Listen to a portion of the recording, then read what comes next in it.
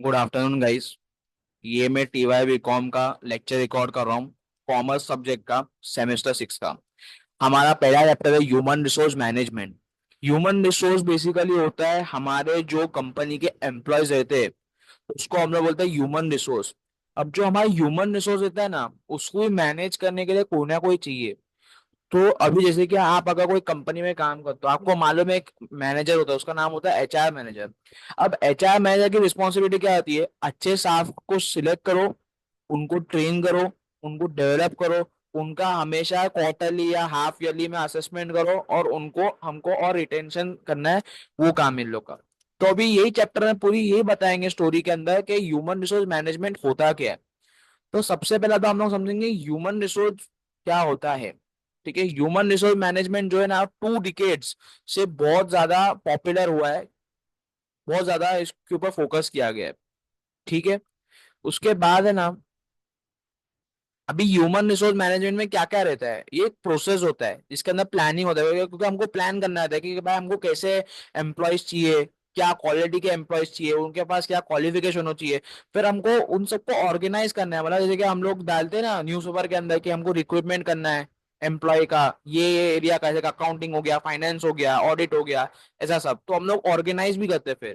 फिर उनको हम लोग डायरेक्ट करते हैं कि हाँ भाई आपको इस तरह से काम करना है, ऐसे काम करना है। फिर हमको उनको कंट्रोल भी करना रहता है कि भाई हम लोग जो एक्चुअल काम हो रहा है और हम जो एक्सपेक्ट कर रहे हैं वो मैच हो रहा है कि नहीं हो रहा है। फिर हम लोग प्रोक्योर करते हैं, मतलब हम लोग सब एडवर्टाइजमेंट डालते हैं। फिर हम लोग उनके इंटरव्यूज लेते हैं, वो सब चीजें। फिर उनको डेवलप करना, मतलब हमको हमेशा नए टेक्नोलॉजी सिखाओ, नई चीजें सिखाओ।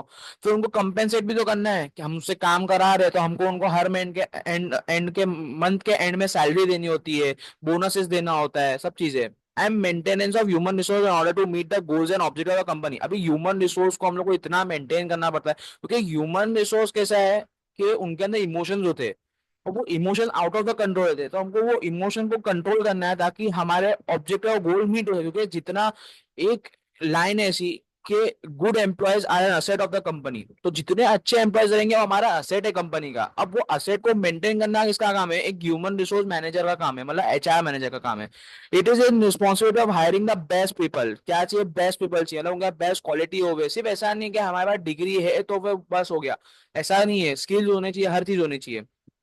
ट्रेनिंग दे, हम लोगों को ट्रेन करना है कि आपको कौन से पर्टिकुलर फील्ड में काम करना है। And putting in place system to ensure that these employees remain productive member of the business. अभी फॉर एग्जांपल अगर एक आईटी का मेंबर है, हम उसको अकाउंटिंग में तो काम करेगा नहीं, हमको एक ऐसे एम्प्लॉय को ऐसे सिस्टम में रखना है जहां वो अपना प्रोडक्टिव दिखा सके वे। फिर क्या बोला गया? In the early 1950s Peter Drucker invented the term human resource management. ये किसने इंट्रोड्यूस किया था? पीटर ड्रकर ने इंट्रोड्यूस किया था। Which was just another name for personal management. अभी हम लोग है ना एम्प्लॉय का पर्सनल नहीं बोलते, तो ह्यूमन रिसोर्स मैनेजमेंट बोलो, पर्सनल मैनेजमेंट बोलो, दोनों सेम चीज है। The people part of the management address to human resource management, HRM. Every organisation made up of people who provide services. अभी जो भी हमारे एम्प्लॉय थे उनको सर्विसेज देते हैं, उनका स्किल डेवलप करना है, उनको मोटिवेट करना है, ताकि हम लोग अच्छे परफॉर्मेंस अचीव कर सके हुए। And ensure that they remain committed to the organisation, के लोग कमिटेड रहे, कि हमेशा साथ में रहे। As a description of the procedures involved in managing people in organization, the word personal management has been supplanted by the term human resource management. As a result, we can conclude that HRM includes more than just personal management. It also covers hiring people. क्योंकि HRM में तो obviously हमको people को higher करना है। जैसे कि हमारे यहाँ पर अकाउंटेंट है, हमको अकाउंटेंट चाहिए, तो हम लोग उनको हायर करेंगे। फिर उनको डेवलप भी करेंगे कि हमारा जो भी सॉफ्टवेयर है, जैसे सैप हो गया, पैन हो गया, ओरेकल हो गया, वो हिसाब से हमारा काम करे। And utilising them as well as sustaining and compensating their services in according with job and organisation requirement. उनको हमको कंपेंसेट भी करना है। फिर उसके अलावा बहुत सारे डेफिनेशन है, जैसे कि French Wendell defines human resource management as a recruitment. पहले तो रिक्रूट करेंगे ऑब्वियसली, कि पहले हम लोग एडवर्टाइजमेंट्स डालेंगे न्यूज़पेपर्स के अंदर, बैनर्स लगाएंगे। फिर जो भी लोग आएंगे उनके सीवी चेक करेंगे, फिर उनका इंटरव्यू लेंगे, फिर हम लोग उनको सिलेक्ट करेंगे। फिर सिलेक्शन के बाद हम लोगों को डेवलप करेंगे कि हाँ भाई वो लोग एक पर्टिकुलर काम के लिए डेवलप हो जावे। फिर उनको यूटिलाइज करेंगे, उनके काम को यूटिलाइज करेंगे। फिर उनको हम कंपेंसेट करेंगे। And motivation of human resource by the organ, हमको उनको मोटिवेट भी करना है ताकि वो फर्दर कंटिन्यूसली काम करते रहे। ये एक डेफिनेशन था। दूसरा, according to Flippo, human resource और personal management may be defined as the planning. पहले तो हमको प्लान करना है कैसे एम्प्लॉयज चाहिए, किस टाइप के चाहिए, क्या उनके पास क्वालिफिकेशन होना चाहिए, फिर उनको ऑर्गेनाइज करना, फिर उनको डायरेक्ट करना कि आपको कैसे काम करना है, उनको कंट्रोल करना कि वो लोग कुछ डिविएशन तो नहीं हो रहे होंगे काम में, कुछ चेंजेस तो नहीं आ रहे, ऑफ द प्रोक्योरमेंट प्रोक्योर करना, उनको डेवलप करना, उनको कंपेंसेट करना, उनको इंटीग्रेट करना, सबको साथ में रखना ताकि वो लोग का माइंड अलग अलग नहीं रहे, and maintenance and separation of human resource to the end that individual organisation and societal objective accomplish. मतलब सिंपल यही चीजें, हमको उनको रिक्रूट करना है, उनको सिलेक्ट करना है, उनको डेवलप करना है, उनको कंपेंसेट करना है, यही सारी चीजें लोग घुमा फिरा के बता रहे हैं। फिर फर्दर क्या बोला है, human resource management is a framework for managing people. किसको मैनेज करना है? पीपल। क्योंकि एचआर मैनेजर जो रहता है उसका काम यही है कि जो एम्प्लॉय को हमको मैनेज करना है कि वो प्रॉपरली काम कर रहे हैं कि नहीं कर रहे हैं, उनके साथ कुछ प्रॉब्लम तो नहीं हो रही है, वो सारी चीजें। That is based on the four fundamental ideas. First and foremost, human resource are an organisation most valuable asset. मैंने आपको बोला था ये चीज कि अच्छे एम्प्लॉयज हमारे कंपनी या हमारे फॉर्म के लिए एसेट होता है, and that proper management is critical to it success. क्योंकि इतना कीमती है, अगर फॉर एग्जांपल बस एक एम्प्लॉय आया है, उसका बहुत अच्छी क्वालिफिकेशन है, उसका स्किल्स भी बहुत अच्छा है, उसका इनोवेटिव आइडिया, अब मेरा जिम्मेदारी है, जैसे हमारे कंपनी एचआर की जिम्मेदारी है कि उसको एकदम प्रॉपर केयर करे ताकि वो किसी और कंपनी में नहीं चले जावे। Second, the enterprise personnel policies and process are most likely to succeed if they are directly linked to and contribute significantly to the attainment of corporate objective and strategic plan। मतलब हमारे जो enterprise, जो हमारे personal के policies भी रहनी चाहिए ना, वो भी एकदम सिंपल रहनी चाहिए, बहुत स्ट्रिंजेंट नहीं रहनी चाहिए। फिर आता है थर्ड, कंपनी कल्चर। कल्चर हमारा बहुत अच्छा होना चाहिए। अगर हमारे वर्क में एथिक्स है, हम एम्प्लॉय के अच्छा भेदभाव, हम लोग भेदभाव नहीं करते, एकदम इक्वालिटी रखते, तो अगर कंपनी का कल्चर भी अच्छा रहेगा तो वो भी हमारी जिम्मेदारी है। As well as the values, organisation environment and managerial behaviour that emerge from it will have a significant impact on achieving excellence. अगर मैं, हमारे वर्क इन्वायरमेंट बहुत अच्छा है, एकदम स्मूथ वर्क इन्वायरमेंट है, तो लोग अच्छे से काम भी करेंगे। हमारा अगर फॉर्म के वैल्यूज अच्छे हैं तो वो लोग अच्छे वैल्यूज के साथ काम करेंगे। अगर बॉस है, वो अगर हम अच्छा बिहेवियर पेश करता है तो उससे भी पर्सनल का काम अच्छा हो सकता है। As a result this culture must be control which may be necessities changing और reinforcing organizational values as well as sustain effort beginning at the top to have them recognized and implemented. Finally, HRM is concerned with integration which entails involving and collaborating with all members of the organization for a single goal। मतलब ये पूरा HRM के बारे में था कि हमको select करना है, उनको डेवलप करना है, उनको ट्रेन करना है, उनको कंपेंसेट करना है, अच्छे वैल्यूज दो, उनको अच्छे कल्चर्स दो, वो सारी चीजें। फिर आता है functions of HRM। Human resource management has already been defined. तो पहले डेफिनेशन पूरा पढ़ लीजिए। जब भी अगर आप आंसर लिखोगे ह्यूमन रिसोर्स मैनेजमेंट को, पहले डेफिनेशन लिख लेना, कोई भी एक। जैसे कि मैं आपको बताता हूँ, फॉर एग्जांपल ये वाला डेफिनेशन लिख लो, ये छोटा डेफिनेशन है और अच्छा भी आपको याद भी हो जाएगा। Human resource management as the recruitment, selection, development, utilisation, compensation and motivation of human resource by the organisation. ये डेफिनेशन याद कर लो, इजीली, छोटा है, 2-3 लाइन का है, फटाफट याद हो जाएगा। फिर आप उसको कोई भी आंसर के साथ पहले स्टार्टिंग में लिख देना। Human resource management has already been defined, what managers do is the basis for human resource management definition. Managerial responsibility are shared by all the business. The function of resource management can be roughly categorized into two groups for the purpose of study। मतलब पहले तो दो sub division है, फिर वो दो division के अंदर और डिवीजन है। तो पहले आता है मैनेजरियल फंक्शंस, तो आता है प्लानिंग, क्योंकि उन लोगों को प्लान करना है कैसे एम्प्लॉयज चाहिए, क्या चाहिए, वो सब चीजें। और predetermined line of action is refer to as planning. It is the process of identifying organisation objective. हमको समझने का हमारा ऑब्जेक्टिव क्या है, वो हिसाब से फिर हम लोग एम्प्लॉयज चूज करेंगे। And developing policies and programmes to achieve them. फिर हम लोग देखेंगे हमारे, सबसे पहला तो हम लोग को प्लान आउट करना है कि हमारे ऑब्जेक्टिव्स क्या है, फिर वो हिसाब से हमको हमारी पॉलिसीज है, प्रोग्राम्स है, डेवलप करने पड़ेंगे ताकि हम हमारे ऑब्जेक्टिव्स और गोल्स को अचीव कर सके। As a result planning is future oriented, क्योंकि फ्यूचर के बारे में हम सोचते हैं ना, तो फ्यूचर के बारे में सोचना है कि हमको आगे क्या करना है, वो हिसाब से हमारे पॉलिसी प्रोग्राम डेवलप करेंगे कि वो हिसाब से एम्प्लॉयज रखे हुए और वो हिसाब से एम्प्लॉयज से काम करवावे। Focusing on clearly mapping out the planned path of the future corporate activities. One of the most crucial aspect of the planning process is forecasting। हमको फोरकास्ट करना है कि मेरे को फ्यूचर में क्या करना है। अब फॉर एग्जाम्पल मेरी कंपनी है, मैं ऐसा सोचता हूँ कि मेरे को 100 करोड़ की सेल अचीव करनी है, तो मुझे फोरकास्ट करना पड़ेगा कि 100 करोड़ भी पॉसिबल है कि नहीं, वो ऑब्जेक्टिव पॉसिबल है कि नहीं, फिर वो हिसाब से मैं अपने पॉलिसी प्रोग्राम्स को सेट करूंगा। Other manager functions are related on planning function. देखो जितना प्लानिंग अच्छा रहेगा ना, तो बाकी सारी चीजें भी उसी पे बेस्ड है, क्योंकि planning is the basic function. अगर आप 12th स्टैंडर्ड से पढ़ो, 12th स्टैंडर्ड में भी, एस वाई बी कॉम में भी, हर जगह प्लानिंग का बहुत एम्फोसिस दिया हुआ है। कि प्लानिंग मेन चीज है। अगर प्लानिंग जितना अच्छा रहेगा उतना आपको फायदा होगा। और प्लानिंग के ऊपर आप आगे भी पढ़ोगे एसएम के अंदर। आप एमकॉम में जब जाओगे, आप एमकॉम के अंदर पढ़ोगे ये चीज, एसएम के अंदर पढ़ोगे कि जितनी अच्छी प्लानिंग रहेगी, जितना अच्छा एग्जीक्यूशन रहेगा, उतना ज्यादा बेहतर है। फिर फर्दर मैं पढ़ता हूँ ऑर्गेनाइजिंग। तो पहले मैं प्लानिंग करा कि मुझे मेरा ऑब्जेक्टिव क्या है, फिर मैं पॉलिसी जो सब बनाऊंगा वो हिसाब से, फिर मेरे को ऑर्गेनाइज भी करना है वैसी चीजें। Organising is the process of determine the structure and distribution of work, कि मेरे को किसको कितना काम देना है, कैसा काम देना है। अब फॉर एग्जाम्पल मैं एक आईटी वाले बंदे को अकाउंटिंग का काम दूंगा, चलेगा क्या? नहीं। एक दो लोग है, एक पे बहुत ज्यादा काम दे रहा हूँ, एक को कम काम दे रहा हूँ, तो वो भी नहीं चलेगा। तो मतलब प्रॉपर तरीके से मुझे काम डिस्ट्रीब्यूट करना है। As a result organising entails assigning particular task. मतलब जैसे कि मैं आईटी वाले को आईटी वाले का काम ही दूंगा, अकाउंटेंट को अकाउंटेंट का ही काम दूंगा, to each subordinate creating department. अभी डिपार्टमेंट क्रिएट करूंगा, जैसे एचआर का एक डिपार्टमेंट हो गया, अकाउंट का एक डिपार्टमेंट हो गया, परचेज का एक डिपार्टमेंट हो गया। तो सब लोग अपने अपने हिसाब से काम करेंगे। डिस्ट्रीब्यूटिंग अथॉरिटी सबऑर्डिनेट, के सबऑर्डिनेट के अंदर भी एक सुपीरियर होना चाहिए। फॉर एग्जाम्पल अगर एक अकाउंटिंग डिपार्टमेंट है, उसमें एक सुपीरियर रहना चाहिए, फिर वो अपने सबऑर्डिनेट से काम कराएगा। Establishing authority and communication channel होने चाहिए proper. Coordinating subordinate activities and so on. तो ये भी हमारा काम है। तो पहले प्लान आउट करना है कि हमारे ऑब्जेक्टिव्स क्या है, फिर हमको उसके हिसाब से पॉलिसीज बनाने की है, वो हिसाब से हमको हमारा सब करना है, फोरकास्टिंग करना है। फिर ऑर्गेनाइजिंग में क्या होगा कि हमको काम डिस्ट्रीब्यूट करना है, डिपार्टमेंट क्रिएट करने के, अथॉरिटी हमको किसको देने की वो भी हमको पहचानना पड़ेगा। फिर आता है staffing, manager recruit train promote and retire the employees through the TOS process.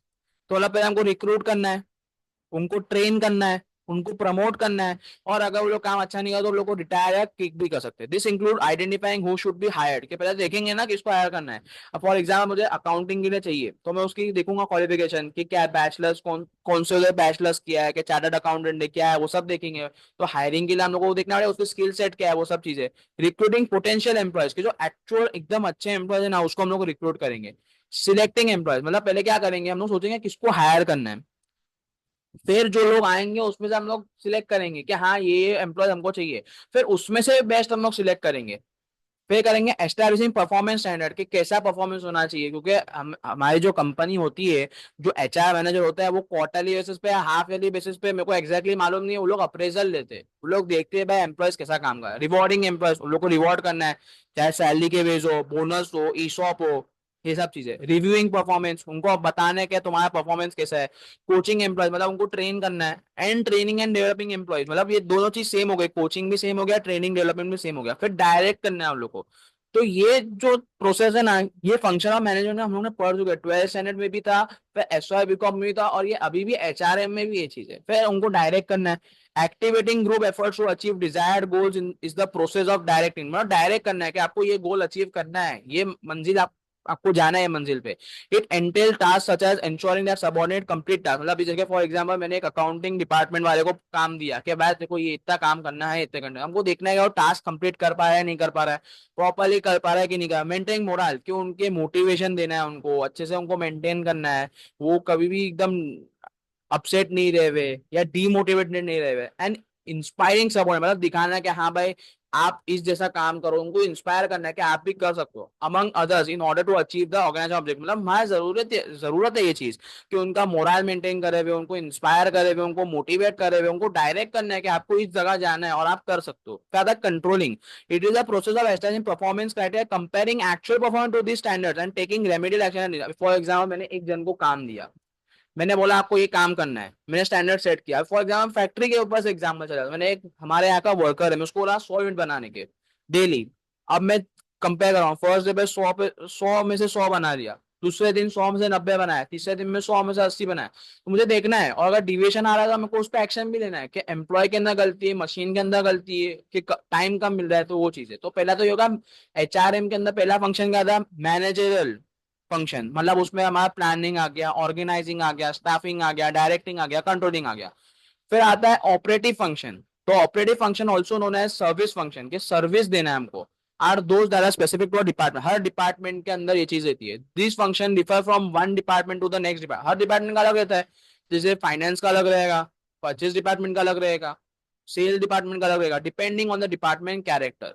From this perspective, HRM operational function revolved around finding the right people for the right position at the right time, मतलब मुझे सही लोग चाहिए सही जगह पे सही time पे। फॉर एग्जाम्पल अगर मैं फाइनेंस के अंदर कोई आईटी वाले डिपार्टमेंट को रख दूंगा तो चलेगा नहीं, मुझे अकाउंटेंट के अंदर अकाउंटिंग वाले को ही रखने का और सही टाइम पे रखने का है। HRM, procurement, development, compensation, maintenance are among this function. Operative में क्या क्या है, प्रोक्योर करना है, प्रॉपर लोगों को प्रोक्योर करो, फिर उनको डेवलप करो, फिर उनको हमेशा कंपेंसेट करो, चाहे सैलरी के बेस हो, बोनस हो, ईसॉप हो, फिर मेंटेन भी करना है उनको। ऐसा नहीं है कि हमने उनको खाली सैलरी दे रहे हो, उनको मेंटेन नहीं करा, उनको मेंटेन करना भी जरूरी है। सबसे पहले आता है प्रोक्योरमेंट। प्रोक्योरमेंट का मतलब होता है स्टाफिंग, ही बोल सकते हैं कि उनको स्टाफ आउट करो। It involve finding the right personnel in the proper numbers to position in the organisation. मतलब राइट पर्सनल चुनना पड़ता है हम लोगों के, भाई लोग केपेबल है कि नहीं। Manpower planning, recruitment, selection, placement and induction of और orientation of new employee are all part. मतलब उनको पहले सिलेक्ट करना है, फिर उनको प्लेस करना है, फिर उनको ओरिएंट भी करना है कि हाँ आपको काम ऐसा करना है। अभी जैसे कि फॉर एग्जाम्पल अगर कॉलेज में जाता है इंसान, नया नया कॉलेज में आता है, उनका ओरिएंटेशन होता है कि बता दे भाई कॉलेज में क्या होता है, कैसे होता है, आपको कितना अटेंडेंस चाहिए। तो वैसा ही एम्प्लॉयज के अंदर भी चीज होनी चाहिए, फिर उनको डेवलप करो। Development, this function एंटेल्स activities aimed at improving employees knowledge. उनके नॉलेज को बढ़ाओ, मतलब नए नए स्किल सेट सिखाओ, नए नए टेक्नोलॉजी सिखाओ, स्किल्स बढ़ाओ उनकी, abilities and values in order for them to execute that task more effectively in the future. For example अगर एक एम्प्लॉय है, मैं फैक्ट्री के एग्जाम्पल पे वापस चले जाता हूँ, एक वर्कर है, पहले मैन्युअली काम करता था, अब उनको हमको डेवलप करना है कि हाँ भाई आप नए टेक्नोलॉजी यूज करो मशीन के जरिए से, फिर आप ताकि और इफेक्टिवली काम कर सको, और ज्यादा काम कर सको। Employee training, executive training to develop managers and organizational development to improve the match between the organizational climate और culture and its personnel are example of this function. ठीक है, तो ये एग्जांपल्स है। तो पहले प्रोक्योर करो, उनको डेवलप करो। अब डेवलप करने का उनको कंपेंसेट भी तो करना पड़ेगा ना, क्योंकि हम उनसे इतना काम ले तो उनको कंपेंसेशन भी देना जरूरी है। The compensation function involves deciding wages and salaries that are commensurate with employees contribution to the organisation. उनको कितना सैलरी देना है, उनको कितना वेजेस देना है। अभी फॉर एग्जाम्पल अगर मैं एक आईटी वाले आदमी को मैं एक प्यून की सैलरी देता हूँ, चलेगा क्या? नहीं, तो उनको वो हिसाब से सैलरी देने की है। और मैं बहुत ज्यादा सैलरी दूंगा तो भी नहीं चलेगा, मुझे अप्रोप्रिएट अमाउंट ऑफ सैलरी देने की कि भाई वो मोटिवेट रहे। In other words, this job ensures that employees in the organization are paid fairly and equally. For example, दो आईटी वाले, एक को मैं 60,000 पर मंथ दे रहा हूँ, एक को 50,000 पर मंथ दे रहा हूँ, दोनों काम सेम ही कर रहे हैं, लेकिन एक को कम एक को ज्यादा, तो ऐसा नहीं चलेगा, मुझे इक्वल या फेयरली। हाँ, ऐसा हो सकता है कि एक आईटी वाला ज्यादा काम कर रहा है तो मैं उसको ज्यादा सैलरी दे सकता हूँ, एक थोड़ा सा कम कर रहा है या उसके पास थोड़ा कम सेट ऑफ नॉलेज है उसको कम दे सकता हूँ, लेकिन अगर दोनों सेम काम कर रहे हैं तो मेरे को दोनों को इक्वल सैलरी देनी पड़ेगी। It include task such as work appraisal, मैं आपको बताया था अप्रेजल होता है कुछ कुछ टाइम के अंदर, पे and compensate administration, bonuses and incentive amongst others. Incentive में आ गया, ईसॉप आ गया, बोनस आ गया, वो सब चीजें। मेंटेनेंस, मतलब उनको मेंटेन भी करना है, ऐसा नहीं कि भाई वो आ रहे हैं उनको मेंटेन नहीं करे, वो नहीं चलेगा, मेंटेन तो करना। It is focus with the safety and development of employees while they are at work. अभी फॉर एग्जांपल कंस्ट्रक्शन साइट पे आप देखोगे तो जो वर्कर्स है उनकी सेफ्टी का ध्यान रखा जाता है, उनको हेलमेट दिए जाते हैं, उनको जैकेट दिया जाता है, ताकि वो लोग सेफली काम कर सके। वैसा नहीं कि उन लोग को बोल दी कि बगैर सेफ्टी जैकेट और उसके काम करो, नहीं, उन लोग का सेफ्टी का ध्यान रखना है, क्योंकि अगर वो लोग सेफ इन्वायरमेंट में नहीं है तो वो लोग ज्यादा टाइम तक नहीं रहेंगे।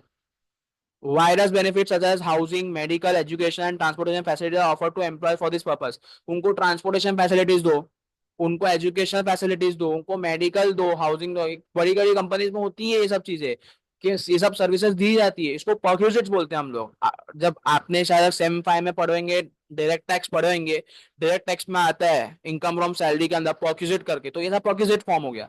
Several social security measures are also in place including a provident fund. हमने ये भी पढ़ेंगे प्रोविडेंट फंड क्या होता है, सैलरी से एक अमाउंट कट के पीएफ अकाउंट में जाता है, फिर जब वो रिटायर होता है तब उसको दिया जाता है। पेंशन हो गया, ग्रेचुइटी हो गया, ग्रुप इंश्योरेंस हो गया एंड सो ऑन। तो ये सारी चीजें हम दी जाती है। फिर further, it's crucial to remember that HRM managerial and operational function are carried out in a tandem in every organization, large or small। मतलब हर ऑर्गेनाइजेशन में होता है, बड़े से बड़ा ऑर्गेनाइजेशन भी क्यों ना हो, टाटा का, रिलायंस है, ये सब चीजें, और छोटे से छोटे ऑर्गेनाइजेशन में होता है। Now that we covered the scope and duties of HRM, it's time to look at the HRM landscape in India.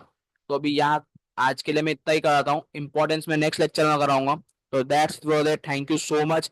Like करो, शेयर करो, सब्सक्राइब करो। रिलेटेड कमेंट के लिए, रिलेटेड कंटेंट के लिए भी जरूर कमेंट करना। ठीक है, बाय बाय, टेक केयर।